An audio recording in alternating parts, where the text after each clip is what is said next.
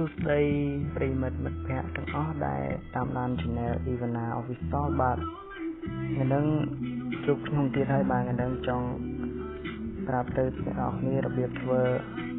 ហើយរបៀបបង្កើត Channel YouTube ហ្នឹងហើយខ្ញុំសូមអធិស្ឋានចំពោះការវីដេអូមុនហើយខ្ញុំនឹងធ្វើរៀងខ្ជះខ្ជាយអញ្ចឹងរៀងលឿនអញ្ចឹងណាអ្នកនរគ្នាសូមអធិស្ឋានផងហើយហ្នឹងមកតាមអ្នកទាំងអស់គ្នារបៀបបង្កើត Channel YouTube បាទវីដេអូហ្នឹងសម្រាប់តែអ្នកអត់ចេះអត់កុំឲ្យខាតពេលយូរចូលទៅមើលខ្ញុំកាត់អស់នេះតែកុំភ្លេចចុចពាក្យថា Subscribe ផងណាអ្នកទាំងអស់គ្នាបាទមិនមកចូល YouTube មក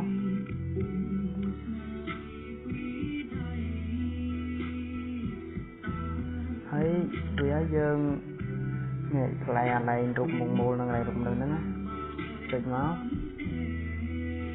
slow អ្នកនរគ្នា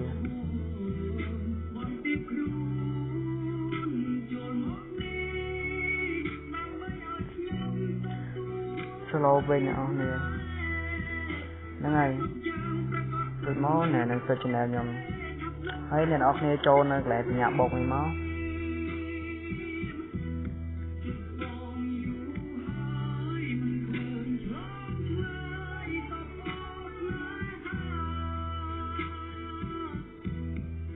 slow អ្នកនរគ្នាហ្នឹងហើយអ្នកមកថ្មីសូមចុចពាក្យថា Subscribe ផងបាទហ្នឹងហើយរួចហើយយើងចូលនៅកន្លែងបង្កើតករណីអ្នកនរគ្នាកន្លែងកាត់ករណីមកហើយអ្នកនរគ្នាឃើញ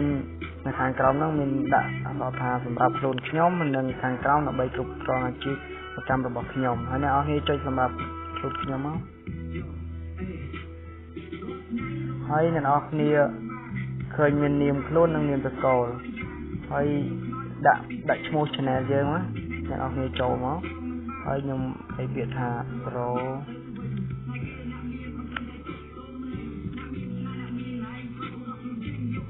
វណ្ណាហ្នឹងហើយរួចអ្នកនរគ្នាចុចបន្ទាប់មកហើយអ្នកនរគ្នាដាក់ទីដាក់ខែមកថ្ងៃទី10មកចិត្តដល់ណានេះតាម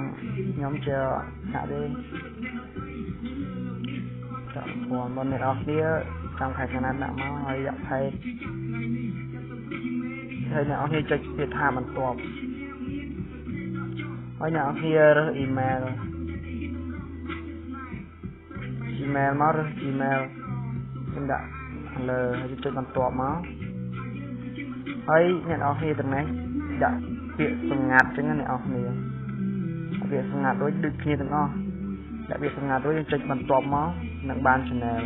ហើយបើមានឃើញមានអក្សរច្រើនអ្នកនរគ្នាអូសមកក្រោមអូសទាំងអស់ចឹងណានឹងឃើញ channel យើងហើយដាក់